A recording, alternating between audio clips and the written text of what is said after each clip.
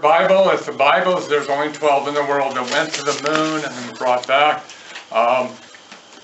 People tend to think, well, a book and so forth, but in fact, weight was everything when we went to the moon in Apollo 11 the first time.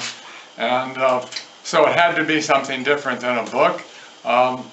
I could easily speak, it's a rather complicated topic, speak for an hour, but Swami's asked me to speak for 10 minutes, so I have to keep it very short here. This would be like a speed session here.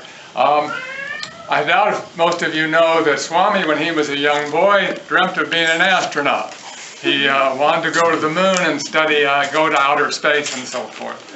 Then later on he decided to become a Swami, and now he studies inner space, you know. So anyway, he's asked me to give this talk. So why don't we go to the first slide here. Okay. All right, so it's called the Lunar Bible, and what it is it's a microform. It's a tiny little, well, the Bible's been shrunk down to this tiny little form, and here is the book itself. It actually opens up. It's the clamshell, and why don't you go to the next slide. And so it opens up first to the left, and then to the right, and then that comes out there. And the Bible itself is right here, right in the center there. And in fact, this is it here. I took it out to show you, and so forth. So the entire Bible, I don't know how many pages exactly, but it's been shrunk down to this tiny little microform here. And the basic story is that all the astronauts, Mercury, Gemini, Apollo, trained in Houston, Texas. That's where mission control was. They took off from Earth in Cape Canaveral, Florida, but their training was all in Houston. And so I'm sure you've heard of the Apollo 1 fire. That's where Ed White and Gus Grissom and Roger Chaffee died, but they were on the landing pad. And the reason is because they wanted to do a test, and they filled the module with pure oxygen. And the air we normally breathe is about 80% nitrogen, 18% oxygen, and just 2% other inert gases. So they had never really studied the dangers of a pure oxygen environment. And a spark occurred in the module, and it basically killed them because one of the problems was the door, the hatch to get out, when it was designed, was to come towards you. But you can imagine 3 men trying to get out of a tiny little module that's on fire, and they're pulling it towards them. So because of that, many things came out of it in development. One was that the hatch would always blow out after that because it was such a serious thing. Many of the astronauts were Christians and were devout. Some, you know how it is, some are more devout than others and so forth. But one of them that was very devout was it was Ed White, who was in the Apollo 1 fire. There's a Reverend John Stout, who was in Houston. He had his what do you call it, his church and so forth there, and he created what's called the Apollo Prayer League, and probably his most devoted person was Ed White.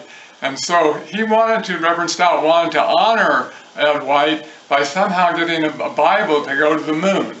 And, you know, he couldn't take a book, and so what had happened was, in 1964, 3 years earlier, NCR, why don't you go to the next picture?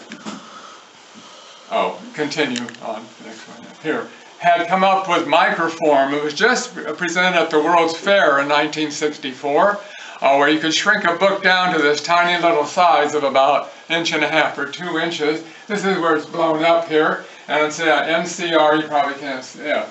Well, they're an International Cash Register Company. And so it all sort of got brought together. Here's a pointer if you want. Oh, okay. Just press that. Anyway, it was all right here is, where are you? Right there, the National Register there. And so it was sort of all coming together to do that. Let's see here. And so if you remember Apollo 8, that was 1968. And it was a terrible year. Martin Luther King was assassinated, then Robert Kennedy was assassinated, then we had the riots of the Democratic Convention in Chicago. Just a horrible, dark year of destruction. So Apollo 8 was actually supposed to fly in 1969. That's where we first went around the moon with Frank Borman and so forth and that crew. But they heard the Russians were getting ready to send a launch to the moon, around the moon, not land on it. But everyone felt if the Russians did that, they would really win the race. So it was just to get to the moon and circle it and come back. So they moved Apollo 8 up to around Christmas time, and that's when they, over Christmas Eve, they read from the Bible, Genesis, and it's quite a moving experience. Unfortunately, when they came back, there's a woman was in Texas, an atheist. She sued NASA and the government, saying you're mixing religion and and the government, and that can't be allowed. So everything had to be downplayed after that that was spiritual or religious, unfortunately. And so, in fact, as an example, Apollo 11, there was a Neil Armstrong and Buzz Aldrin. Buzz Aldrin did communion on the moon. He took a chalice, he took a little bit of wine with him and a wafer. So they allowed it, but they turned the microphone off. In other words, so that no one is never recorded on Earth. And that chalice actually came to sale last year, sold for $175,000, because it's the only one ever done on another celestial body and so forth. But everything was downplayed. Anyway, so this John Stout has this Bible shrunk down to the small size. I don't know how many he produced initially, but he just wanted to take one Bible around to the lunar surface and then get it back and give it to Ed White's family, his widow and so forth. So let's go to the next picture here. Oh, this is just some of the pages reproduced from the Bible, Holy Bible. It's the King James Version, which is the most common, most popular Bible. And it's Genesis and so forth. We can go on to the next. And now this is Alan Bean. This is Apollo 12. He's the fourth man to walk on the moon with Pete Conrad as commander. He was part of the Apollo Prayer League. And so John Stout asked him to carry this one little Bible to the moon. And when you go to the moon, there's three men that were in the spacecraft. One stays up in space, the command module, and circles the moon, and then two went down to land. So each astronaut had, well, the two guys who went to the moon have what's called a PPK, their personal preference kit. And one keeps in the module around the moon, and then the smaller one goes with them down to the moon. Well, unfortunately, that one Bible got put in the command module, PPK, and so it just circled the moon. And Alan Bean was upset, and he comes back and says, "I'm sorry, Reverend Stout, but it never made it to the surface." So then Stout just gave it to Alan Bean, and began his religious, so he just put it in his safe deposit box and forgot about it. And there's a man named David Fromm, and he's a space relic, an autograph dealer in Atlanta, Georgia. He basically saved this from the dustbin of history. He did all this research, he's found these. He's the one who encapsulated, this is Apollo 12, there's just one. And so, anyway, we start again. Reverend Stout, go to the next picture. And now it's Apollo 13. Well, James Lovell, the commander, he was also part of the Prayer League. And if you've seen Apollo 13, the wonderful movie played by Tom Hanks, I think, what a trauma. So this time Stout said, well, I'm going to go big. And so he made 512 of these little Bibles and gave them to James Lovell and to divide it up and take to the lunar surface. Well, of course, we know Apollo 13 never made it to the lunar surface. So now they're circling the moon again. And, go back for a second, go back one. So, but just show you who's involved here. Now, this is George H.W. Bush, our president. This time he was a representative to the United Nations. And he was quietly a member of the Apollo Prayer League. He's giving a part of the Bible there. Some of them are full Bibles and some are little fragments cut out, 50 pages, each little square. So Reverend Stout glued it to a piece of paper with NASA on it and quietly gave it to, this is Mike Collins, he's the third member of Apollo 11, just slowly handing them out, but it's all hush-hush, don't hear about it. Unfortunately, with these, they're falling off the paper now, the glue is drying out, and so you have these things, well, is this real? And if you're going to spend a lot of money, thousands of dollars, you want provenance, you want to know a history, a chain of command. So now we have 512 come back who went around the moon, but again didn't land. So let's go to the next picture.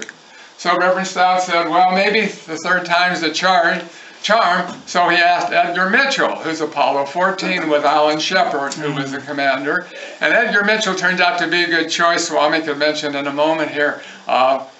And Edgar Mitchell was also a member of the Prayer League. So what he did was he took 300 of these and put them in this command module, PPK, and just 100 to go down the lunar surface. And so he accomplished all that and came back. And do you want to say anything about Edgar Mitchell? No. Okay, there's a movie that he let me borrow, and I'm aware of it too. Edgar Mitchell, when he was up in space in the capsule, when it basically sort of went into samadhi, he saw the Earth outside, the world outside, the molecules. He saw the spaceship and himself all merge into one. And so he was kind of, in a sense, I mean, it was very uplifting to him. The other astronauts were like, whoa, what's this guy going on? What's he on, you know? So anyway, it was all the Excuse me, did you say Alan Shepard was the leader of Yes, he was the... what, the same guy, the first? Yeah, the first man to walk, to go into space. And then he, in fact, he developed Meniere's disorder, leaking in the inner ear. And the doctor that did my surgery, William House, actually did Alan Shepard way back when and saved him from endless vertigo. I have very poor hearing. And allowed Shepard to go back and become... Wow, he was going to be Apollo 13, but in fact, they said, no, you need more time to train and get healthy. And you know, it's a very dangerous occupation, to say the least. There's maybe 50 astronauts. 1 out of 8 died prematurely, died young. As an example, Gus Grissom, Apollo 1, was supposed to be the first man to walk on the moon, and his assistant was going to be Elliot C. Elliot C. was an astronaut. Well, his T-28 trainer plane started to come apart. He crashed into a building and died. So it paved the way for Neil Armstrong and Buzz Aldrin to go to the moon. But actually 2 other astronauts were supposed to be the first ones on the moon. So a very hazardous, dangerous occupation, to say the least. So Alan Shepard went there, and so he did that. Let's go to the next picture. Let's see what we got here. So quickly on that, trying to push along. So now we have 300 around the moon, and 100 went to the surface. And okay, and so Stout took one of those lunar surface one, gave it to Ed White's widow, and packaged it up and so forth, a nice little package. And then that was kind of it, and he began to slowly hand them out, but so quietly, and NASA wouldn't talk about it, and the astronauts wouldn't talk about it. It just kind of faded out there. And so in 1999, there was an auction of space items in Los Angeles, Superior Auctions. I happened to see it. I've been collecting myself for about 20, 25 years. And I saw it, and I said, well, what is this, a Bible? But it's kind of out of my realm in those days, you know. Well, this fellow, David Froman, he saw it, and he was intrigued, so he bid on it and won it. He thought it was a fake, because he'd never heard about it, no one had talked about it.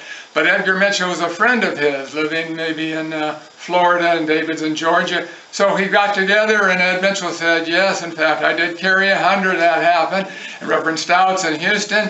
If you want him, you can go see him and meet him. So they get on a plane, they go meet Reverend Stout. Well, guess what? He's developed early dementia. He's now loony. And so what he's done is he's got some of these Bibles that stayed on Earth. He's got some that went around for Apollo 13. He's got some that went around 13 and 14. And then like the one I own went around 13, went to the lunar surface on 14. And he's mixing them all up. There's no provenance, you know. He's like talking this. Well, it's a disaster. Because no one's going to buy, no one's going to believe it.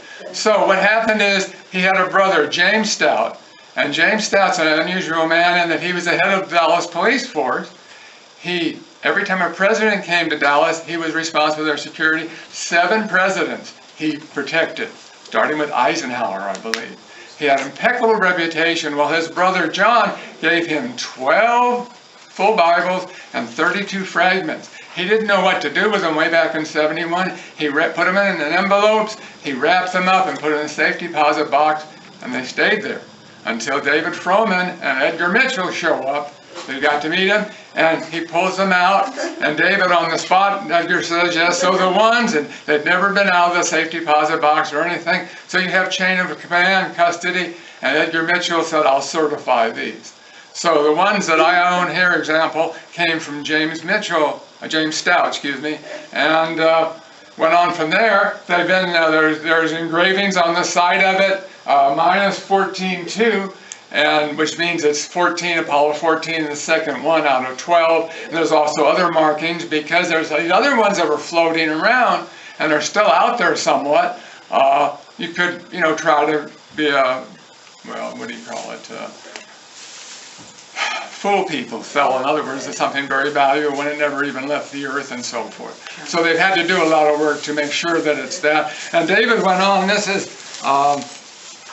David, I'm sure in a previous life was some kind of religious jeweler or something, because he designed this entire thing. It's pure gold. It's got 4 pearls on it and a huge red ruby on top and so forth. And it's 22 karat gold. And so he designed that. He designed the book. He found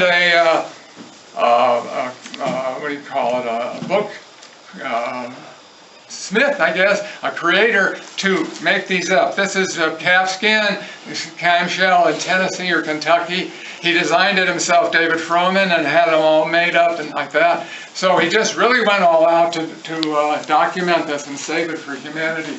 So one of the people that bought this is, I don't have the picture with me here, but anyway, any of you ever bought something at Hobby Lobby, a store called Hobby Lobby? It's like Michael's. They're in town here. Yeah, you have. Okay. Well, anyway, Steve Green is the owner.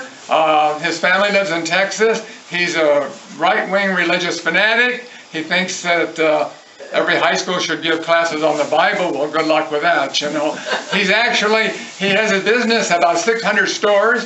He feels that because of Obamacare and so forth, that he should not have to provide birth control to his employees because it's against his religion.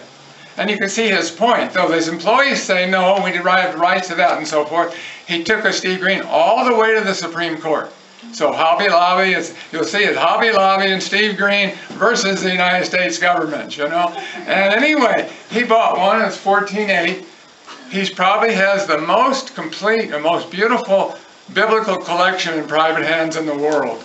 He has one person that works for him, and their responsibility is to go out and look for museums, look for catalogs that are selling biblical items. He owns, does sea scrolls, he owns ancient Bibles. He's built a museum in Colorado Springs. It's called Passages. This is not the moon.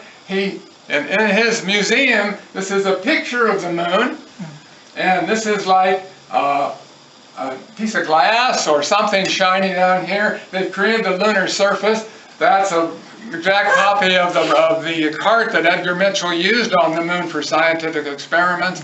And what he did was he took, as a close-up, I don't think we have the close-up. Let's see. Here. Oh, here it is. So what he did was, in his cart, he put the same thing I have here, 14.8, and then that he paid to have it digitized. So you could go up to that and push in anything like John 13, and then up will come that passage from the Bible, or Mark, or Luke, or whatever. And so people are fascinated by it. But in fact, it's so well done, the Vatican invited Steve Green and his group to show it at the Vatican. So 14.8 and this whole business all went to the Vatican a couple years years ago, and was shown there. And anyway, so that's pretty much it. It's the 50th anniversary next year of Apollo 11. I've been a little bit of contact with Reuben Fleet and the Space and Air and Space Museum. I'd love to have mine just shown there, but we'll see. They have small, not much space, and not a lot of money. It'd be fun to have like this set up here in Balboa Park, and people could go to it. So we'll see. Anyway, that's the Apollo 14 Lunar Bible speed presentation. Wonderful, thank you. And Swami asked me to set up a little card table in the back. There's time to eat. You're hungry, I'm hungry. So after you're finished eating and drinking, if you want to come by, I have... You'll have on exhibit the Bible here. There's a wonderful website that's easy to read with photos that Mr. Froman put together, and you can go there and learn more about it. That's it.